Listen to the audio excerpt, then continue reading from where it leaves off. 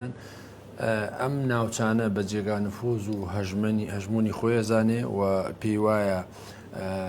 کاریگەری زۆری لە سەریانەیە کە لە واقعیشدا وایە و لە هەموو ئەم ناوچانەی کە سەردانی کردوون کێشە و گرفتی زۆر هەیە چ ناوخۆیی و چ پەیوەندی بە دەرەوە مەسەرەن لە لوبنان کێشەی حزب الله لەگەڵ هەم سنوورەکانی لەگەڵ ئیسرائیل و هەم لەگەڵ لایەنە ناوخۆیەکان بۆیە مەسەلە دیقەدەی لە لوبنانیش هەم نەجیب میقاتی بینی و هەم نەبیە بەڕێ بینیوە ینی سەرۆکی حکوومەت و سەرۆکی پەرلەمان و پێکاتە سیاسەکان لە سووریاش بەشار ئەسەدی بینی و مقاومەی فەلەستینی بینیوە کە دێتە بەغاش جگە لەوەی کە هەموو لایەنە شیعیەکانە بینێ لە ناو ئیتالی تەنسیقی جگە لە مقتەدا سەدر کە باز لەوە کێویشی وێنهێنی بینی بێ لە هەرێمی کوردستانیش بەجیا لەگەڵ یەکێتی و پارتی کۆ بێتەوە ئەوەندەی کە لەم سەردانەیە بۆ ئەوەندەی کە پەیوەندی بە هەرێمی کوردستانەوە هەیە ئەتوانم بڵێم تەوقیتی سەردانەکەی عەلی باقری تەوقیتێکە کە پێشتر دانرا بۆ عەبدوڵڵاهیان بێ ئەو تەوقیتێکە هاوکات وا دیارە کە ئەو تەوقیتە وعد بوو عەبدوڵڵاهیان و ڕئیسی بێن دیارە ئەو پرۆژەیە تەواوکە هاتنەکەی بەو مەبەستەیە و زایدەنەوەی کە عەلی باقری جگەلەوەی کە یەکێکە لە ئەندامانی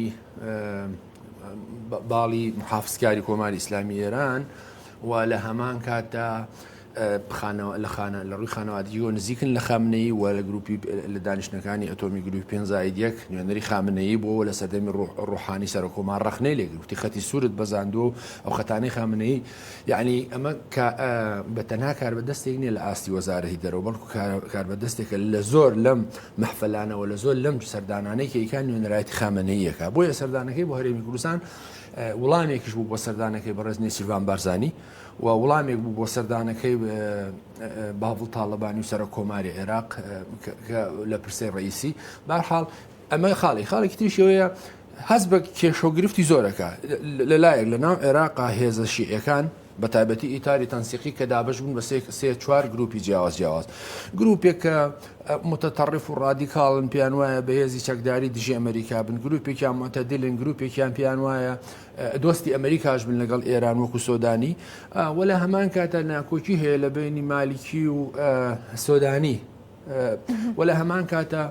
مقتەدا سەدر لە دەرەوەی دوای ئەوە هەڵبژاردنەکانی نۆڤەمبەری ساڵی 25 لە بەڕێوەیە و لە هەمان کاتە ئێستا لە عێراقا هەلێکی زۆر باش هاتوتە بۆ ئێران هاتوتە پێشەوە کە سەرۆکی پەرلەمانی حەلبوسی لە کارلادراوە ئەیانەوێت سەرۆکیش پەرلەماندانن سونی بن هەردوو کاندیدەکە چ مەحموود مەشهەدانی و سالم ئیساوی هەردووچان ئێستا شیعەکان دەستیان پێوەگرتن بۆی دەرچێ بۆیە ئەم سەردانە گرنگی بەوەژەدا کە ئەمە یەکەم جارە لە دوای ڕوخانی بەعسەوە لە 2003ەوە یەکەم جارە چانسێکی وادا بە ئێران کە ئێران دەخالەتگا شیعەکان سەرۆکی پەرلەمان دابنێن. بەڵێ بەڕێز ئەنوەر زیاتر پرسیارەکانم چڕ دەکەمەوە لەسەر سەردانەکەی بۆ هەرێمی کوردستان و کاریگەریکی و هەروەها گرنگەکەی باشە سەردانی هەولێری کرد لەوێ لەگەڵ بەرپرسانی ئەوێ و هەم سەرۆکی حکوومەت و سەرۆکی هەرێم کۆبەوە نەدەکرا لەوێ کۆتای بە سەردانەکەی بێنێت بۆچی بڕیاریدا بووم نەبێت لەگەڵ بەرپرسانی ئیدارەی سلێمانیش کۆبوون و ئەنجامدا لەگەڵ نوێنەری لانە سیاسیەکان گرنگی ئەمە لە چیدایە؟ لە ڕاستیە پێم وایە هەر خۆشی حەزی ناکراوە بێ گرتووی کۆ ببنەوە لەگەڵیان دابنیشێ لەبەرەوەی مەلەفەکانی زیاجیە هەندێک مەلەفی ئەمنیە و هەندێک مەلەفی تایبەتە ڕەنگە و ئەمە خصوصیەتی ئەم سەردانانەی ئێران و تورکیا بینیت ئەردۆگان و هاکان فیدانیش پێشتر بە جیاجیا لەگەڵ ئەمانە کۆبوونەوە بەڵام ئەوەندی کە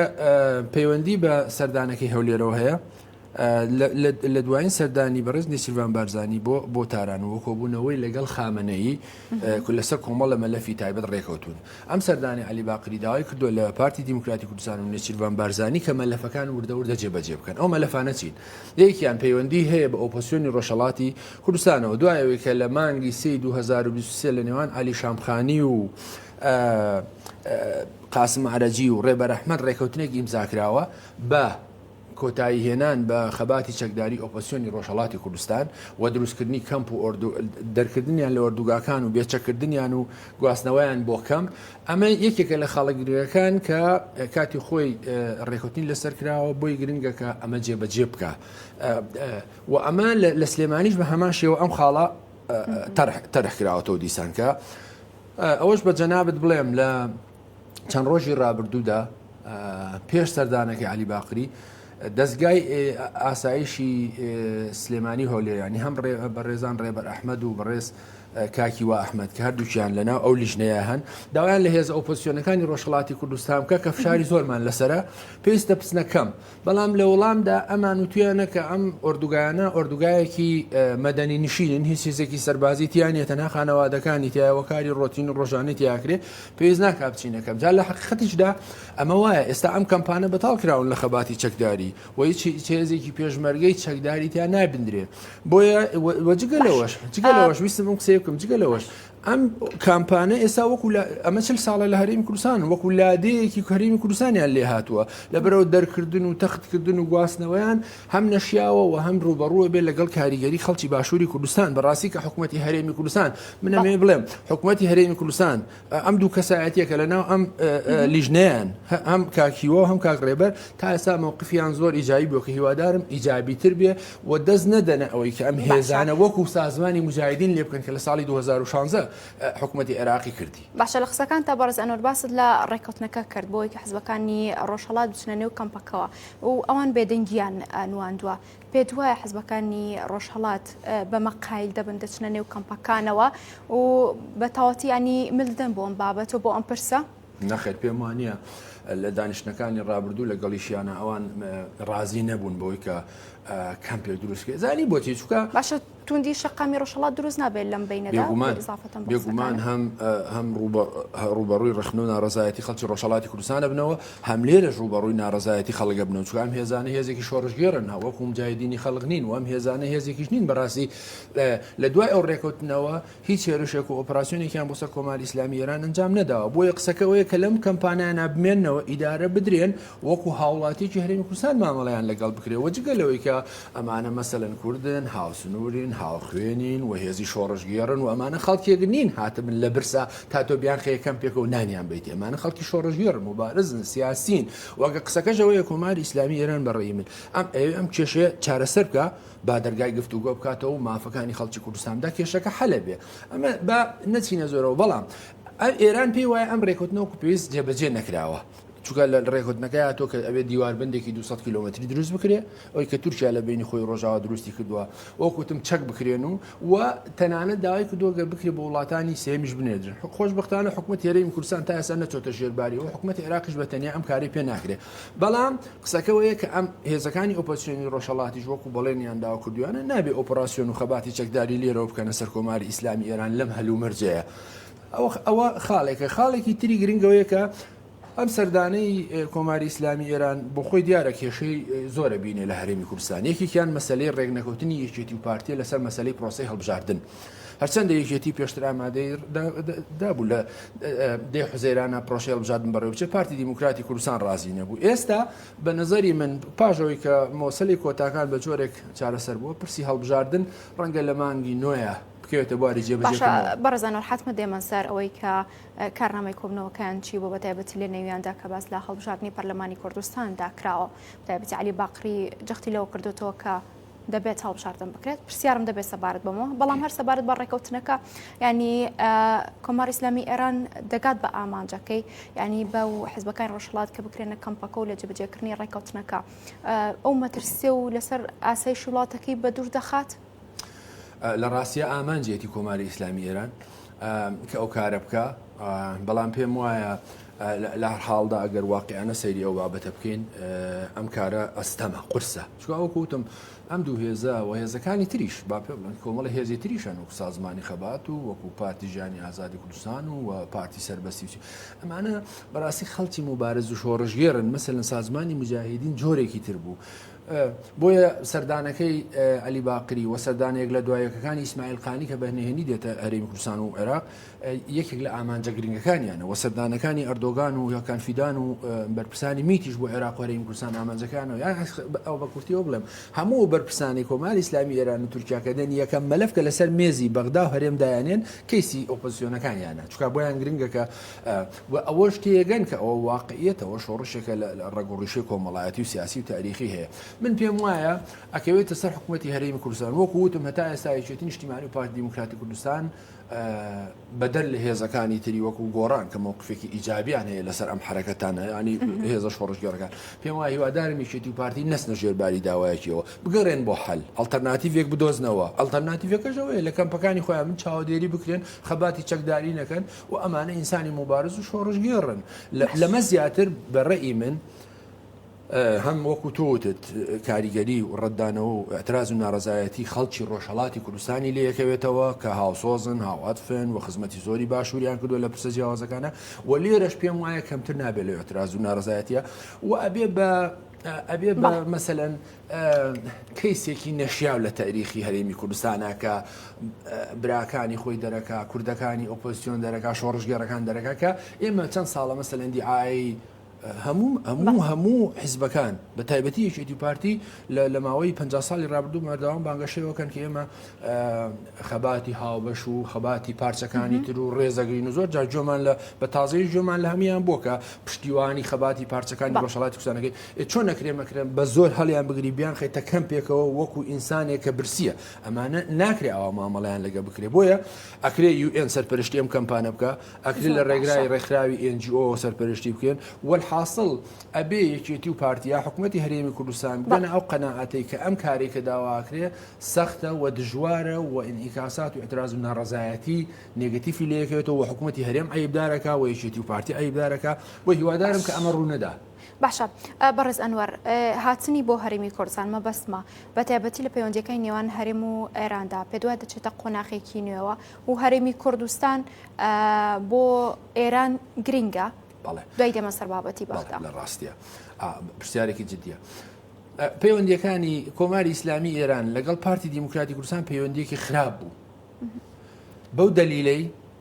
دوو ماڵی سەرمایه‌داری نزیک لە پارتی دیموکراتی کوردستان بردۆمان کران بە بیانووی بوونی موساد یا پەیوەندی لەگەڵ موساد و 8 جار فڕۆکەخانەی هەولێر بردۆمان کراوە و 10 جاریش فڕۆکخانەی هەریر بردۆمان کراوە. ئەمانە هەمووی ئاماژە بوون بۆ ئەوی کە کۆماری ئیسلامی ئێران لە پارتی دیموکراتی کوردستان و سیاسەتەکانیشی ناڕازیە خاڵێکی گرنگیش کە هەمیشە پارتی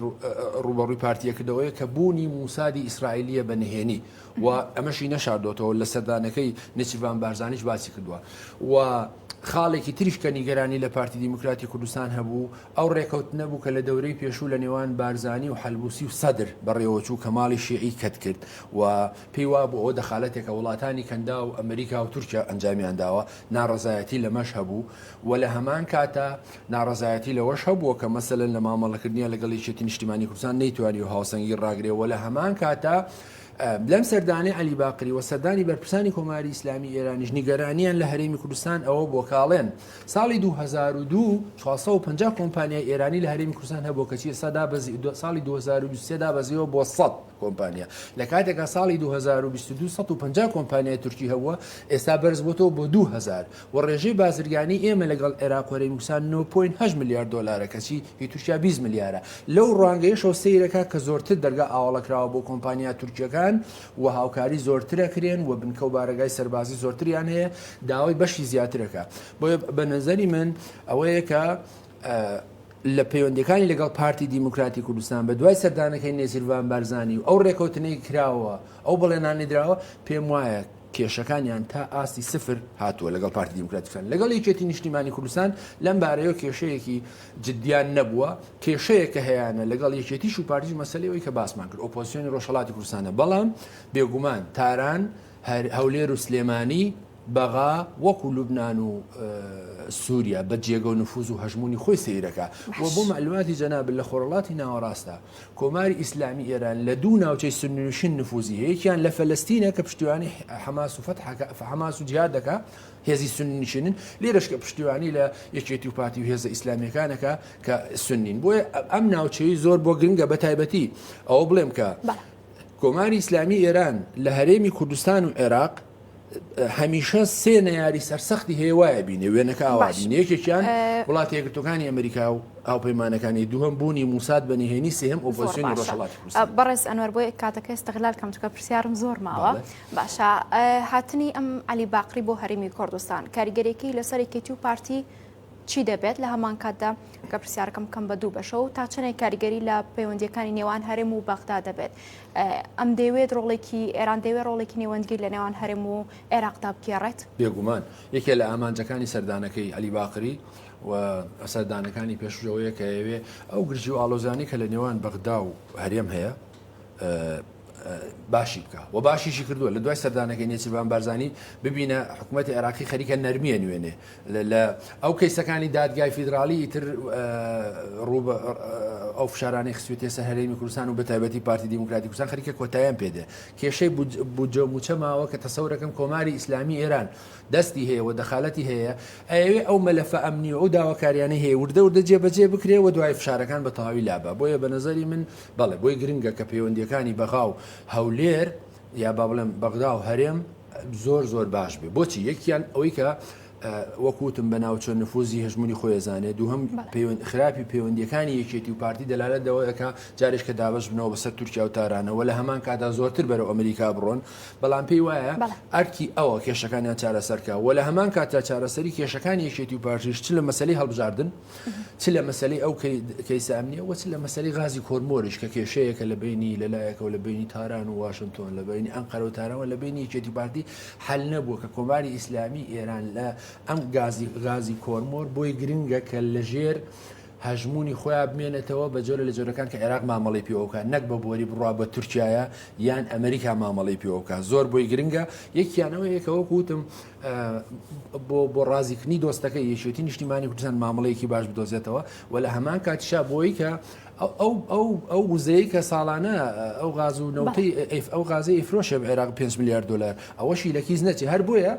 لە دوای دەست بەکاربوونی جددی لە چەند یەک دوو مانگی ڕابردووی غازی کۆرمۆر بینیت بە درۆن هێرشی کرایە سەر و زەرەوەیەکی زۆری لیا چەند کەسیش بوونە قوربانی ئەو قسەکەوەیە کە ئەمریکا نابێت لەم بابەتە نزیک بێتەوە بۆیە لە هەر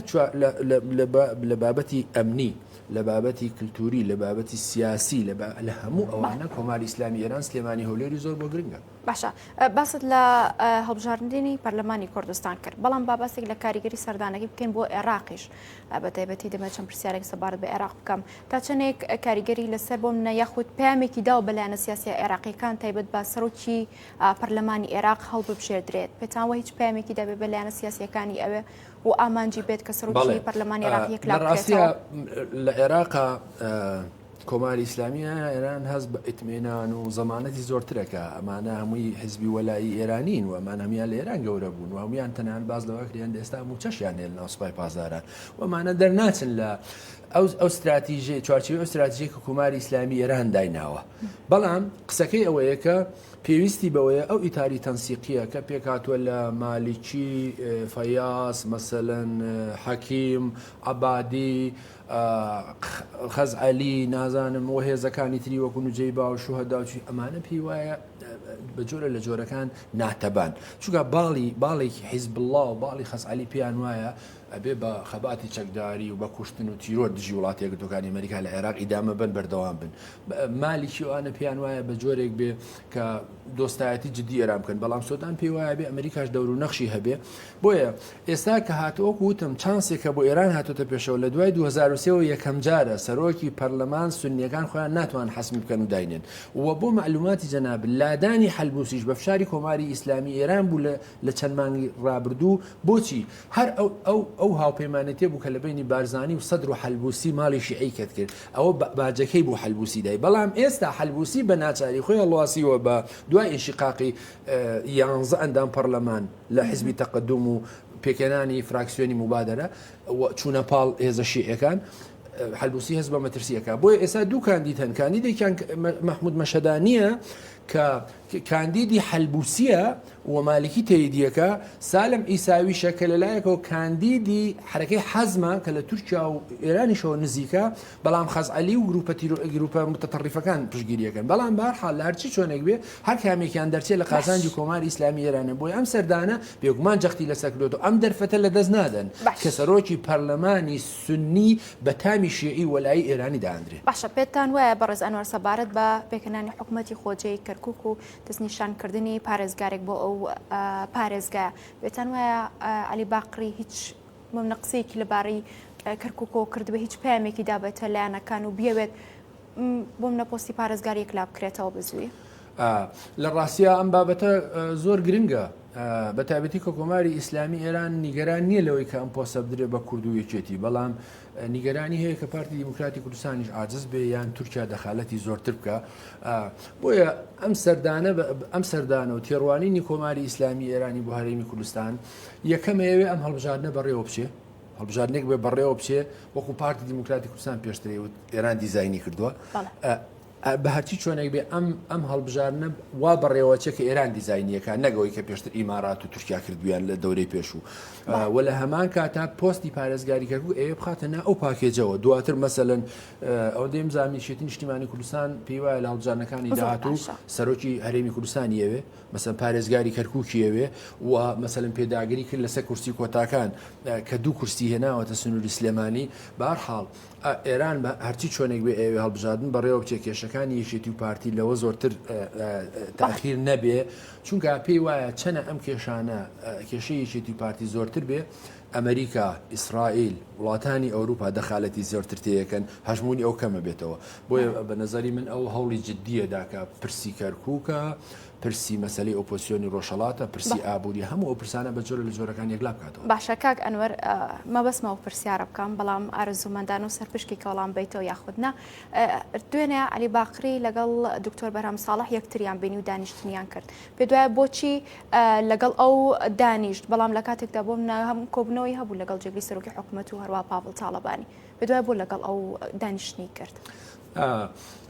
لە ڕاستیا کۆماری ئیسلامی ئێران لە سەردەمی دەورەی پێشووی بەڕێز کاک بەرهەم ساڵح سەرۆک کۆمار بوو نیگەرانی زۆری لێ هەبوو بە تایبەتی نیگەرانیەکانی لەوە بوو کە زۆرتر تەییدی سیاسەتی ئەمریکیەکانەکە لە عێراقا بەڵام بە دوای ئێرانیش دەور و نەخشی هەبوو لە لادانی کاک بەرهەم و هێنانی سەرۆک کۆمارێکی نوێ لە پاڵ پارتی دیموکراتی کوردستانە بۆیە بە نظری من لە ڕابردوودا سەردانی کاک بەرهەم بۆ ئێران و ئەم سەردانەی ئەم و پەیوەندیەکانیان ئاسایی بۆتەوە و پێشوانەوەیە کاک بەرهەم هەم کەسایەتیەکە ڕۆڵ و تەسیری گەورەی هەیە چ لە ناوێکێتی و لە هەرێمی کوردستان و لە هەمان کاتشا پەیوەندیەکی ناوچەی لەگەڵ تورکیایە و دوایین سەردانیشی لە تورکیا لەگەڵ تورکەکان سەردانێکی ئیجابی بووە دانیشتێکی ئیجابی بووە مەسەلەن چەند سەعات لەگەڵ هاکان فیدان پەیوەندیان هەبووە و بارودۆخی هەرێمی کوردستانیان ئێران ئێوێ مەسەلەن ئەو کاریگەری و جگەلەوەی کە کاک بەرهەم پەیوەندیەکانی لەگەڵ ئەمریکا پەیوەندیەکی جددیەوە لە ئاستی باڵا پەیوەندی هەیە ئێران ئێوێ کاک بەرهەم لانی کەم وەکو دۆستی خۆی تەماشا بکە و نەک وەکو نەیار سیر بکەن و ئەو مەلەفەی پێشوویا با بڵێم ئەو نیگەرانیانی کە پێشوو هەبوو بیڕەوێنێتەوە و بە هەمان شێوە کاک بەرهەمیش مەسەرەن ئەگە زیاتر نەبێ کەمتر نییە لە بەشێکی زۆر لەو سەرکردە سیاسیانەی عێراق باقری یا بەرپرسانی کۆماری ئیسلامی ئێران بینن و پێشیان وایە لە داهاتوو کاک بەرهەم ئەتوانێت پۆستی هەبێ و جێگا و پێگەی هەبێ و موقعیەتی هەبێ و سیاسەتی هاوسەنگی نێوان واشنتۆن و تاران لە عێراق لانی کەم ڕاگرێ و قسەی خێر بکە کە بتوانێت لانی کەم بە قازانجی کۆماری ئیسلامی ئێران بۆیە کۆماری ئیسلامی ئێران نایشارێتەوە کە هەموو ئەو کەسایەتیانەی لە خۆرەڵاتی ناوەڕاستە پێگە و نفوزیان هەیە دەور و تەسیریان هەیە نەخشیان هەیە خەڵکانی وەکو کاک بەرهەم بە دۆستی خۆیان تەماشاکە و ئێوێ لیان نزیک بێتەوە و ئەمەش بە تەسەوری من سیاسەتێکی دروستە دەست خۆش بێ زۆر سپاس بۆ بەڕێز ئەنوەر حسێن کە جەنەبیان و سەر و چاودێری سیاسی سپاس بۆ جەنابەت